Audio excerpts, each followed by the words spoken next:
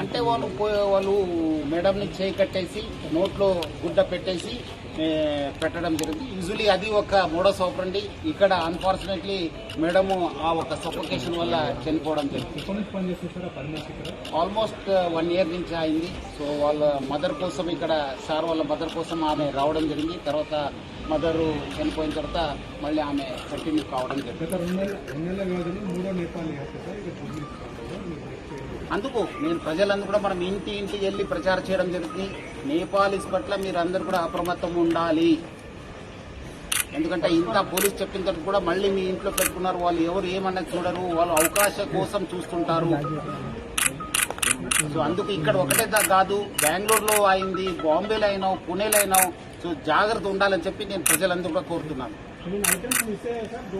Definitely miss అయినాం. దాన్ని మనం ఎంత పోయింది, ఏం పోయిందని చెప్పి అంచనా చేయడం జరుగుతుంది. ఇక్కడ నుంచి వచ్చారు, సైడ్ గేట్ ఉంది కదా, పార్క్ గేట్ నుంచి రావడం జరిగింది. అది మనము వర్కౌట్ చేస్తున్నాం. కొన్ని వివరాలను బయట పెట్టలేము, కొంత ఇన్వెస్టిగేషన్ కోసము మనం చేస్తున్నాం. డెఫినెట్లీ మీకు అప్డేట్ ఇస్తాను. చెప్తాను, మళ్ళీ చెప్తాను మీకు ఈవినింగ్ దాకా. మళ్ళీ రిపోర్ట్. Okay, thank you.